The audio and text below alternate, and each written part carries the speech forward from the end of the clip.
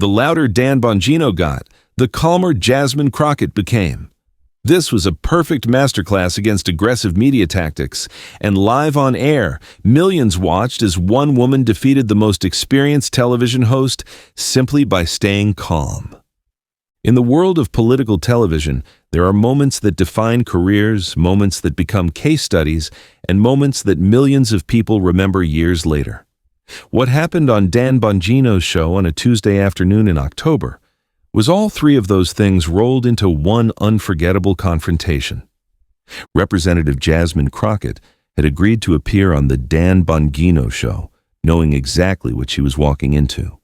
Bongino was famous for his aggressive interview style, his ability to rattle Democratic politicians, and his talent for creating viral moments that would dominate social media for days. His producers had been promising an explosive interview that would expose the radical left's agenda in their promotional materials. But what they got instead was a masterclass in composure, a demonstration of how professional dignity could neutralize even the most aggressive tactics, and a live television moment that would fundamentally change how political interviews were conducted across the media landscape. This is the story of 47 minutes that proved calm could defeat chaos, preparation could overcome aggression, and one woman's unshakable professionalism could make one of America's most experienced television hosts look foolish in front of millions of viewers. The invitation had come through official channels 3 weeks earlier. Dan Bongino's production team had reached out to Jasmine's office with what seemed like a standard request for a political interview. They wanted to discuss her recent legislative initiatives, her stance on current policy debates, and her perspective on the direction of the Democratic Party. But anyone familiar with Bongino's show knew that these interviews rarely stayed focused on policy discussions. His format was designed to create confrontation, to push guests into defensive positions, and to generate the kind of heated exchanges that drove engagement and subscriber growth. Jasmine's communications director, Sarah Williams, had initially recommended declining the invitation. "Congresswoman, Bongino's show isn't really about substantive policy discussion," she had warned. "He's going to try to make you look bad, and his audience is already predisposed to disagree with everything you say." But Jasmine had seen this as an opportunity rather than a threat. "Sarah, I've been dealing with hostile questioners my entire career," she had replied. "If we only talk to people who already agree with us, we're not really serving our constituents or our democracy. Besides, I think it's important for people to see that we can have these conversations without losing our dignity or our focus on the issues." What Jasmine didn't know was that Bongino's production team had been planning this interview for weeks, developing what they called their demolition strategy, a carefully orchestrated sequence of provocative questions, aggressive follow-ups, and escalating confrontation designed to make any Democratic politician look evasive, radical, or out of touch. In the days leading up to the interview, Jasmine's team had done their homework. They had watched dozens of Bongino's previous interviews, analyzing his patterns, identifying his favorite attack lines, and developing response strategies for the most likely scenarios. Marcus Chen, Jasmine's chief of staff and a former debate coach, had briefed her on what they called the Bongino playbook, a predictable sequence of tactics that the host used to try to control his interviews and create viral moments. First, he'll start with what seemed like reasonable questions, Marcus had explained during their preparation session. He wants to lull you into thinking this is going to be a normal policy discussion. Then, he'll gradually ramp up the aggression, using louder volume and more accusatory language to try to provoke an emotional response. The strategy was simple but effective with most politicians: get them comfortable, then suddenly shift to an aggressive posture that would catch them off guard. Most guests would either become defensive and start shouting back, or they would become flustered and stumble over their responses. Either reaction gave Bongino the viral content he was looking for. The key, Marcus had told Jasmine, is to never match his energy level. Stay calm, stay professional, and stay focused on the substance. Don't let him pull you into his game. Jasmine had nodded, but she was already thinking several steps ahead. She understood that this interview wasn't really about convincing Bongino's audience to change their minds about her positions. That was probably impossible given the partisan nature of his show. Instead, this was about demonstrating a different way of conducting political discourse, showing that it was possible to maintain dignity and professionalism even in the most hostile environments. Walking into Bongino's studio in West Palm Beach, Florida, Jasmine immediately sensed the atmosphere that the production team had cultivated. The lighting was harsh and dramatic, designed to create sharp contrasts and emphasize conflict. The set was arranged so that guests sat slightly lower than the host, a subtle but important psychological positioning that was meant to establish dominance. The production team buzzed with anticipatory energy. Camera operators adjusted their angles to capture the most dramatic facial expressions. The audio engineer checked and rechecked his levels, knowing that the volume and intensity of the conversation were likely to escalate rapidly. The director had multiple cameras focused on both participants, ready to cut to reaction shots that would emphasize the confrontational nature of the interview. Dan Bongino himself was in what his staff called performance mode, the heightened state of energy and aggression that he adopted for his most important interviews. He had spent the morning reviewing opposition research on Jasmine, familiarizing himself with her voting record, her previous statements, and what his team considered her most vulnerable positions. But as Jasmine settled into her chair, adjusting her microphone with the calm efficiency of someone who had done hundreds of television interviews, something in the studio's energy shifted. Her presence was so composed, so professionally confident, that it seemed to absorb some of the manufactured tension that the production team had worked to create. "Congresswoman Crockett, thank you for joining us," Bongino began, his voice carrying the practiced authority of someone who had conducted thousands of interviews. "I have to say, I'm surprised you agreed to come on the show, given some of the things I've said about your party's policies."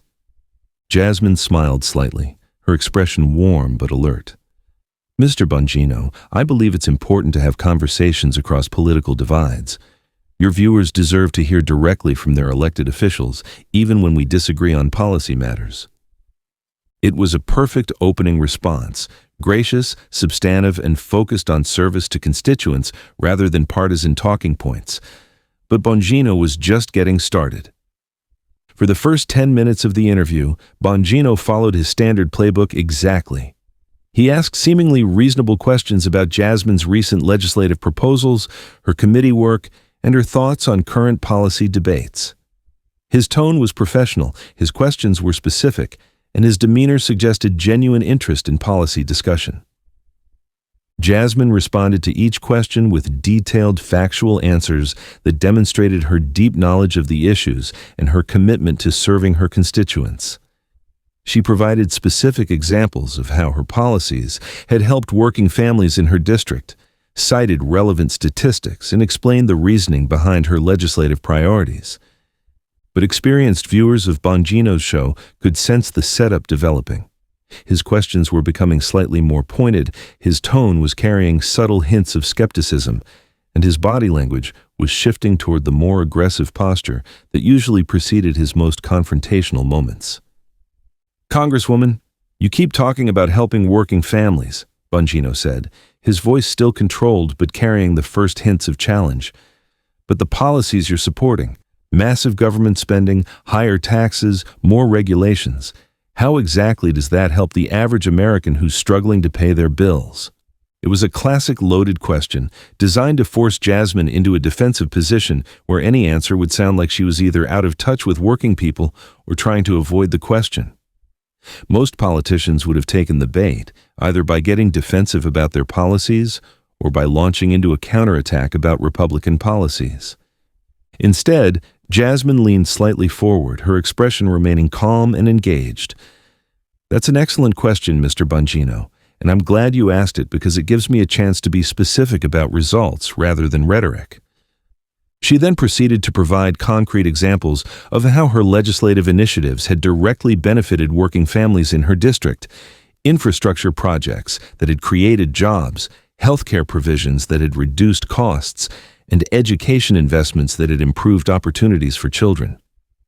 Her response was detailed, factual, and impossible to dismiss as talking points because she was citing specific, verifiable outcomes. Bongino's frustration was starting to show. His usual tactics weren't working because Jasmine refused to take the bait. Instead of getting defensive or emotional, she was staying focused on substance and providing detailed factual responses that were difficult to attack without looking unreasonable. Behind the cameras, the production team was starting to get nervous. They had promised their audience an explosive confrontation, but what they were getting was a substantive policy discussion that made their host look like he was struggling to find angles of attack. The audio engineer noticed that Bongino's voice was starting to get louder, his tone more aggressive. The camera operators had been instructed to focus on facial expressions and body language, looking for signs of tension or conflict that could be highlighted in post-production clips. "Let me stop you right there, Congresswoman," Bongino interrupted, his voice noticeably louder than it had been moments earlier. "You're giving me a lot of talking points and statistics, but my audience isn't stupid. They can see that your party's policies are making their lives harder, not easier." It was a classic escalation tactic. Dismiss the guest's substantive responses as talking points, claim that the audience can see through them, and raise the volume to create a sense of confrontation. Most guests would either match his energy level and start shouting back, or they would become flustered by the sudden shift in tone. But Jasmine's response was remarkable in its calm professionalism. "Mr. Bongino, I did answer your question," she said, her voice remaining steady and controlled. "I provided specific examples of how our policies have helped working families in my district. If you'd like to discuss those specifics, I'm happy to go into more detail." The contrast was striking.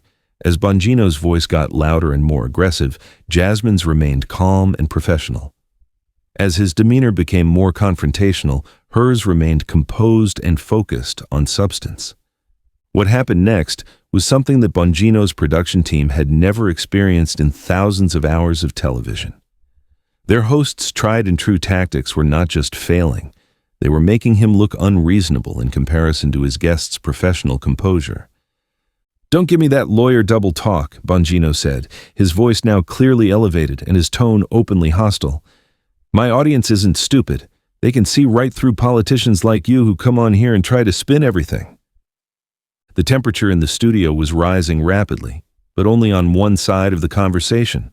Bongino's producer behind the camera was making encouraging gestures, knowing that conflict meant higher engagement and more viral clips. This was exactly the kind of content that drove subscribers and downloads. But the conflict was entirely one-sided. While Bongino was becoming increasingly agitated, Jasmine remained perfectly calm. Her voice never wavered from its professional tone, her posture remained composed, and her responses continued to focus on substantive policy discussion rather than personal attacks. "I understand you have passionate views, Mr. Bongino," she said, her voice carrying a hint of warmth that made his aggression seem even more inappropriate by contrast. "I'm here to have a substantive conversation about the issues that matter to your listeners. If you'd prefer to have a discussion rather than a shouting match, I'm ready whenever you are." The audio engineer was carefully monitoring the levels, making sure that Bongino's increasingly loud voice wouldn't distort while still capturing every nuance of what was clearly becoming a one-sided confrontation. The camera operators had been briefed to focus on facial expressions and body language, but they were finding themselves drawn to the stark contrast between the host's agitation and the guest's composure. What millions of viewers were witnessing was something unprecedented in modern political television, a real-time demonstration of how professional dignity could neutralize aggressive tactics. Every time Bongino raised his voice, Jasmine's calm response made him look more unreasonable. Every time he tried to interrupt or dismiss her answers, her patient professionalism highlighted his lack of substance. Behind the scenes, the production team was getting increasingly desperate. They had built their entire show around the premise that aggressive questioning could expose the weaknesses of Democratic politicians. But Jasmine wasn't giving them any weaknesses to exploit. Instead, she was using Bongino's own tactics against him, letting his aggression highlight her professionalism. "Congresswoman, you keep deflecting my questions," Bongino said, his voice now clearly strained as he tried to regain control of an interview that was slipping away from him.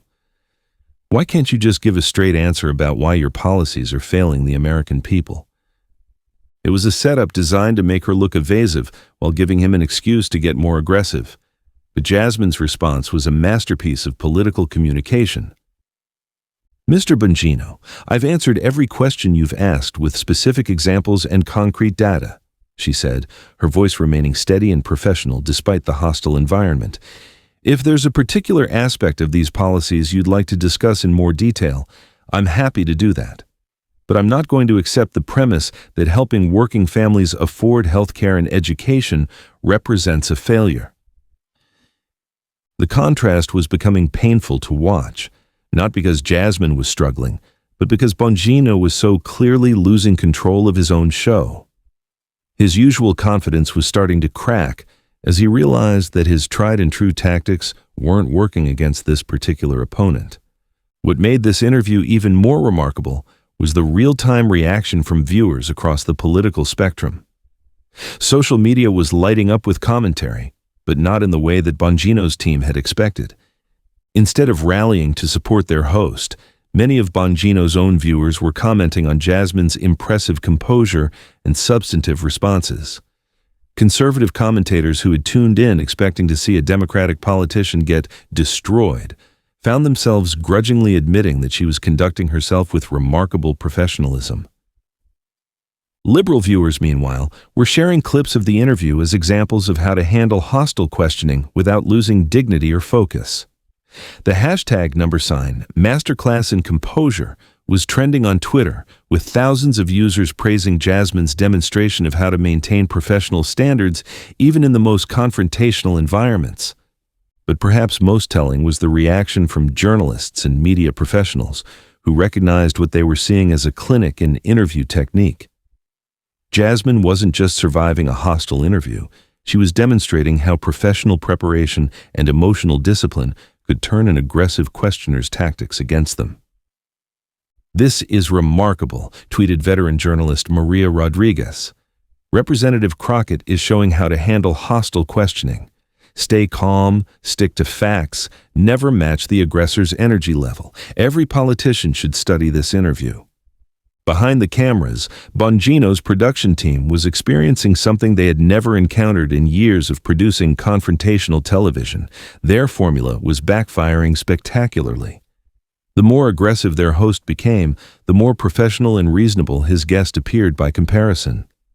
The director was frantically trying to find camera angles that would make Jasmine look defensive or uncomfortable, but every shot showed her maintaining perfect composure. The audio engineer was monitoring levels that showed Bongino's voice getting louder and more strained, while Jasmine's remained steady and controlled.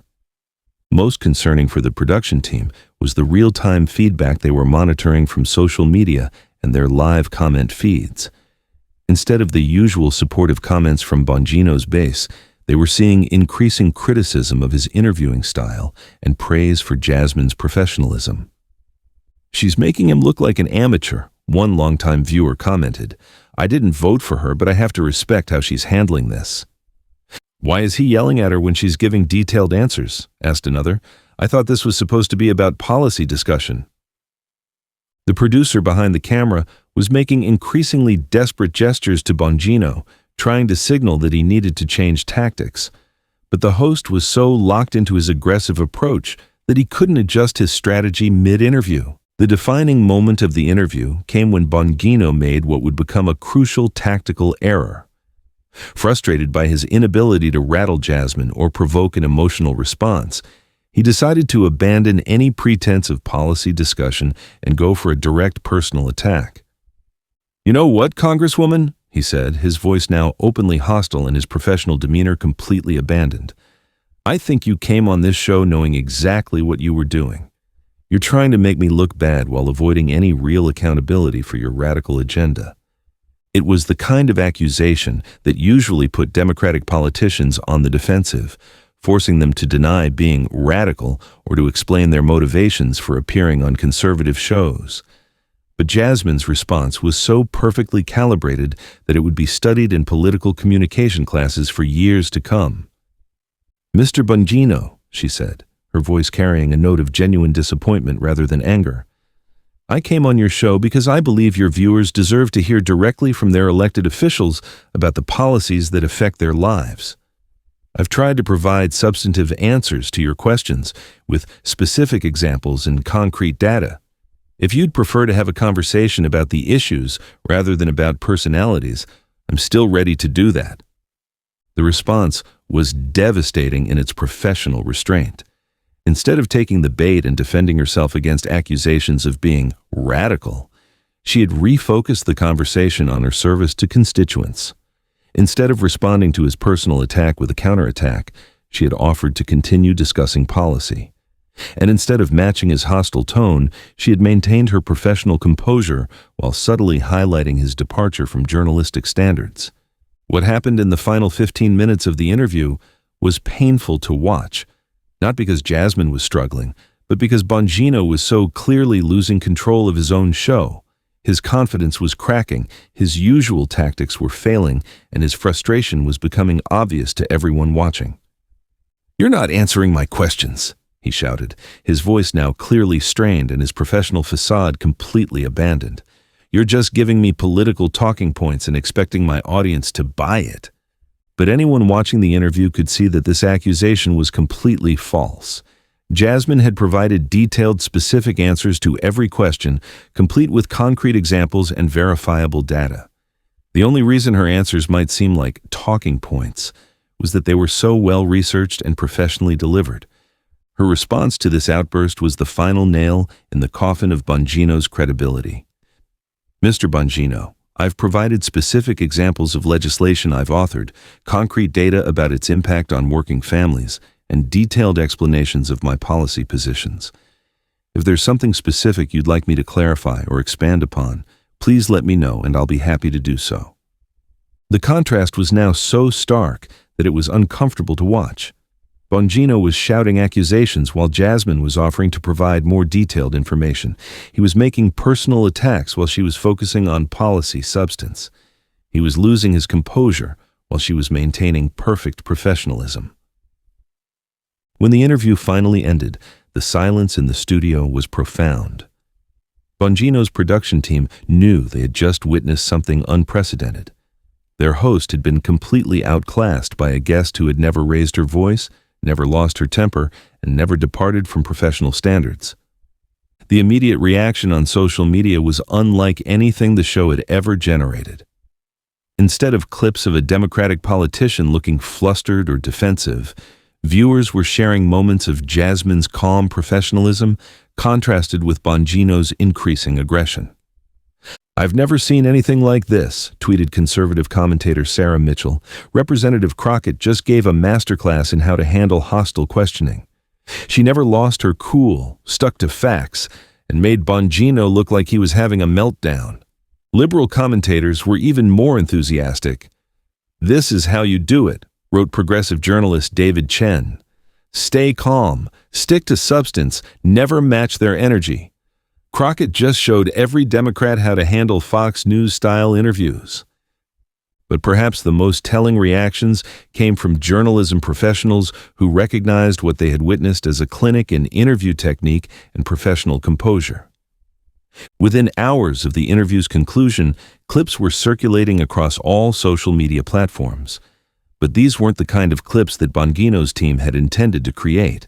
Instead of showing a Democratic politician getting destroyed or owned, the clips showed a remarkable demonstration of professional composure under extreme pressure. The most shared clip was a 2-minute segment that perfectly captured the dynamic of the entire interview, Bongino becoming increasingly agitated and accusatory, while Jasmine remained calm and focused on policy substance. The visual contrast was striking. His face red with frustration, his voice strained with effort, while she appeared completely comfortable and in control. How to Handle a Bully, a masterclass by Reporter's Jasmine Crockett, became a viral video title with millions of views across multiple platforms. Political science professors began using the interview as a teaching tool, showing students how professional preparation and emotional discipline could neutralize even the most aggressive tactics. The interview also sparked broader conversations about the nature of political discourse and the role of media in democratic society. Many commentators noted that Jasmine had demonstrated a different way of engaging with hostile questioning, not by matching aggression with aggression, but by maintaining professional standards and focusing on substance over theater. The interview had immediate impacts across the political media landscape. Other hosts began studying Jasmine's techniques, trying to understand how she had so effectively neutralized Bongino's aggressive tactics. Media training consultants started using clips from the interview to teach clients how to handle hostile questioning. Perhaps most significantly, the interview demonstrated that the aggressive, confrontational style that had dominated political television for years could be effectively countered by professional composure and substantive preparation. Other politicians began requesting media training that focused on Jasmine's techniques rather than traditional defensive strategies. "She changed the game," said veteran media consultant Robert Martinez. "For years, political figures have tried to match aggressive hosts with their own aggression, or they've gone completely defensive. Crockett showed there's a third way. Stay professional, stay substantive, and let the host's behavior speak for itself." The interview also sparked discussions within news organizations about interviewing standards and techniques.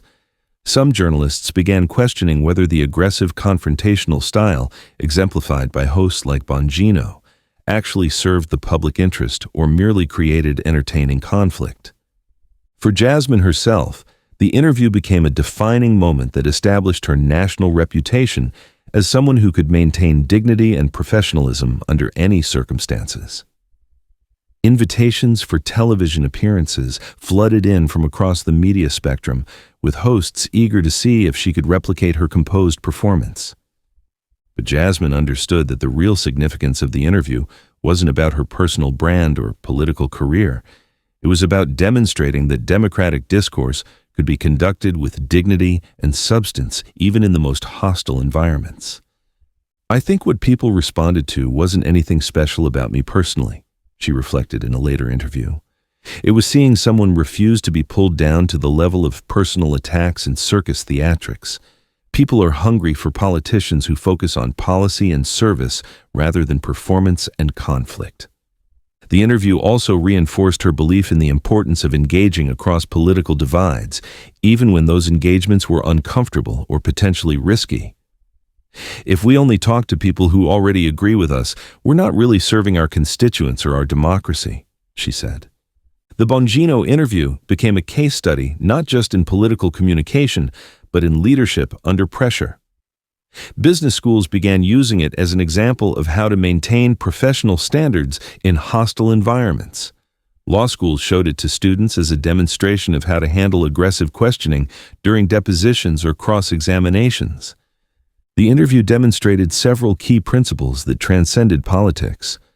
First, that preparation and substance could overcome aggression and theatrics. Jasmine's detailed knowledge of policy and her concrete examples made it impossible for Bongino to dismiss her responses as empty talking points. Second, that emotional discipline was a form of power. By refusing to match Bongino's escalating aggression, she had maintained control of the conversation, even though he was the host of his own show. Third, that professional composure could be a more effective weapon than any counterattack. Every moment of her calm professionalism made his behavior look more inappropriate by contrast.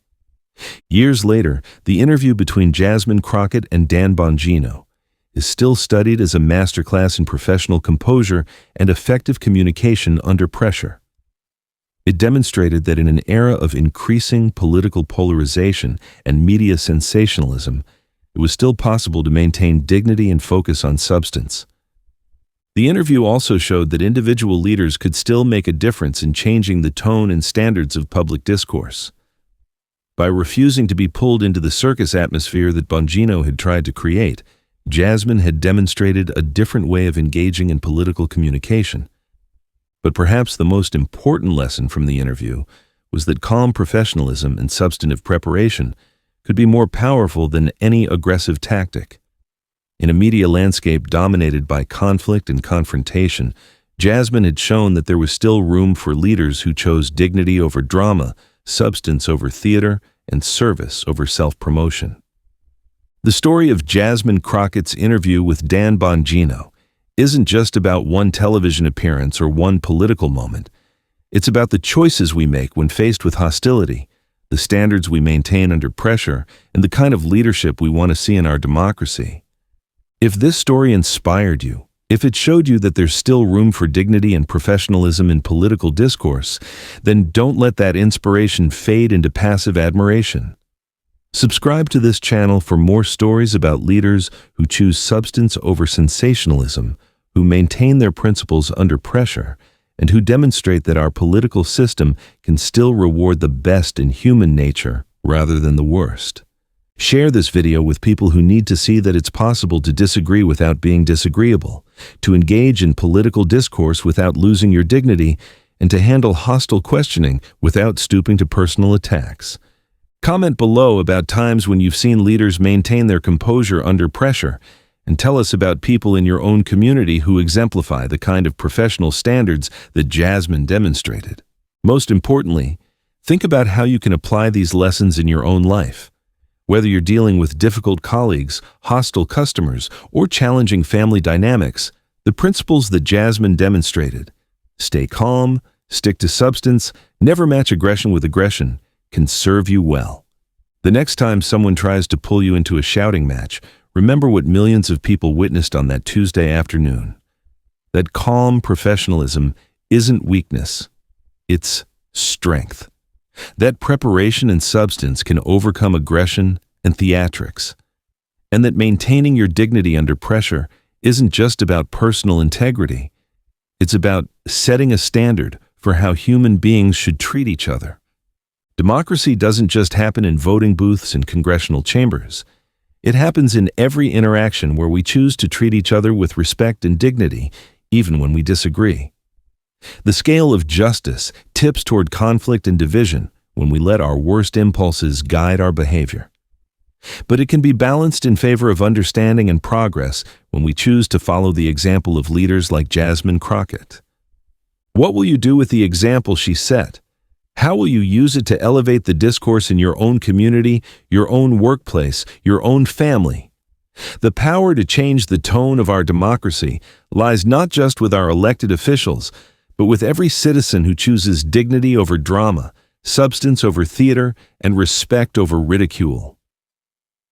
Within 6 hours of the interview's conclusion, executives from Bongino's network were huddled in an emergency video conference call. The viral clips weren't generating the kind of engagement they had expected.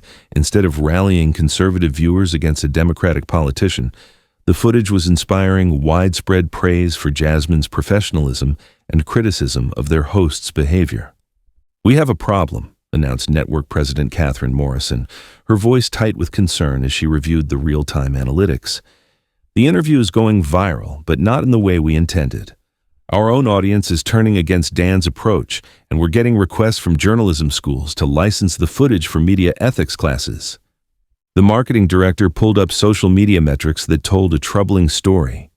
While the interview had indeed generated millions of views, the sentiment analysis showed something unprecedented. 73% of comments were praising Jasmine's composure, while only 18% supported Bongino's aggressive tactics. Even worse, conservative commentators who usually defended the network were publicly questioning the interviewing style. Tucker Carlson tweeted that the interview showed how not to conduct political journalism, reported the communications director. Sean Hannity's team called, asking if we were trying to make conservative media look unprofessional. This is becoming a crisis for our entire brand. Meanwhile, leaked footage from behind the scenes was creating an even bigger scandal. Someone in Bongino's production team had recorded the pre-interview strategy session where producers had explicitly discussed their plan to demolish Jasmine and create viral moments of democratic meltdown. The leaked audio revealed the calculated nature of what viewers had witnessed. "We need her to either lose her temper or look evasive," a producer could be heard saying. "Dan, your job is to keep escalating until she cracks. That's how we get the content that drives subscriptions." When this audio surfaced on investigative journalism platforms, it transformed the narrative from a failed interview to an exposé of manipulative media practices. Journalism ethics organizations began citing the incident as evidence of how political media had prioritized entertainment over information. Dr. Elena Rodriguez, director of the Columbia Journalism School's Ethics Center, appeared on multiple news programs to discuss the implications. What we're seeing here isn't journalism. It's performance art designed to generate conflict for profit. Representative Crockett exposed this by refusing to participate in the theater they had planned. The story quickly spread beyond American media, with international news organizations using the interview as a case study in the deterioration of American political discourse. BBC News aired a segment titled "The Calmest Voice in the Room: How One Congresswoman Changed American TV," while Der Spiegel published an analysis piece called "The Dignity Defense: A New Model for Political Communication." French television host Jean-Pierre Dubois, known for his sophisticated political interviews, invited Jasmine to appear on his internationally broadcast program to discuss her approach. "In Europe, we watched with fascination as you demonstrated something we rarely see in American political television: intellectual sophistication under pressure," he told her during the interview.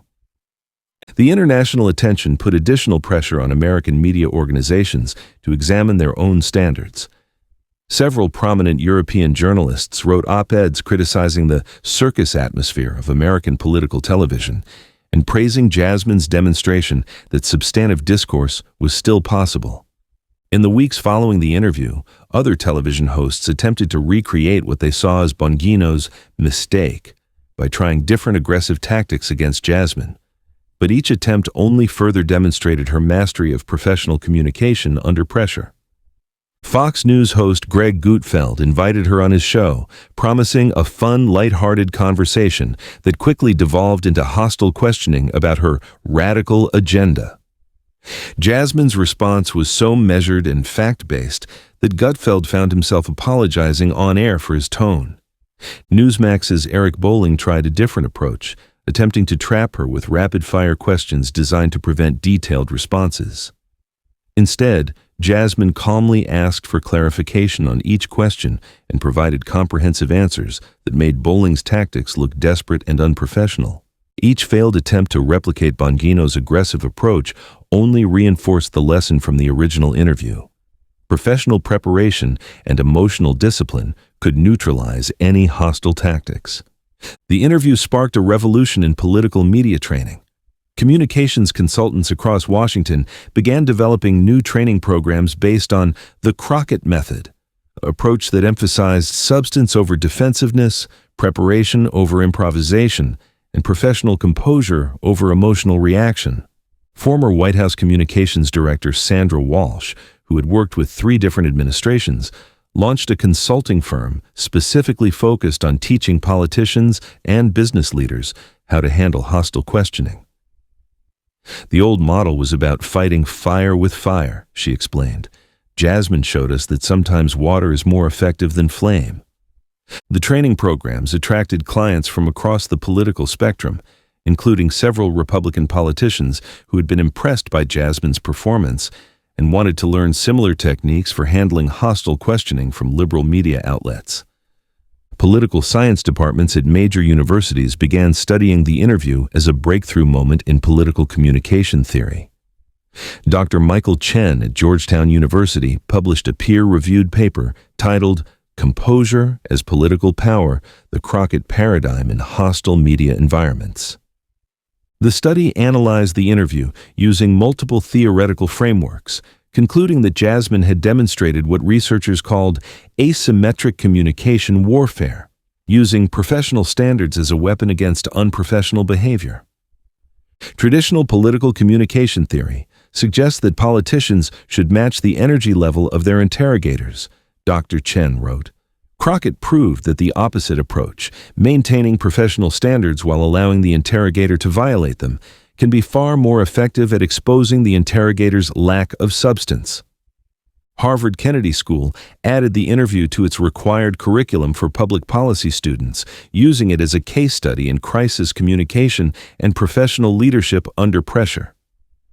She began declining most media appearances that weren't directly related to her legislative priorities, focusing instead on the congressional work that had brought her to national attention in the first place.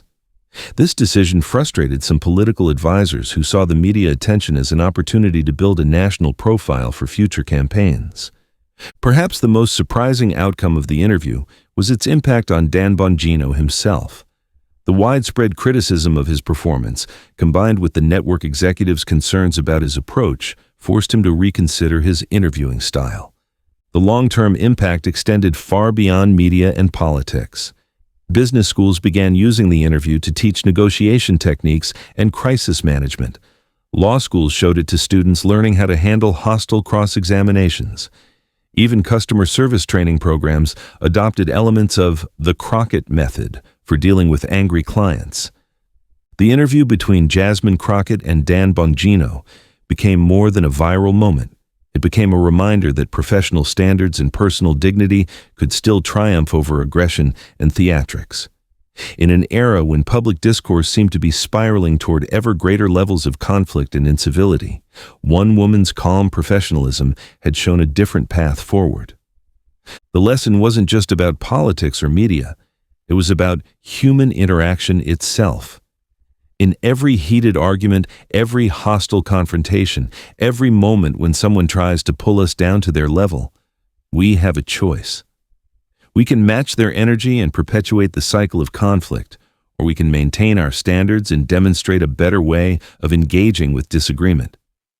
Jasmine Crockett chose the harder path, and in doing so, she reminded millions of people that dignity and professionalism weren't weaknesses to be abandoned under pressure. They were strengths to be embraced precisely when the pressure was greatest.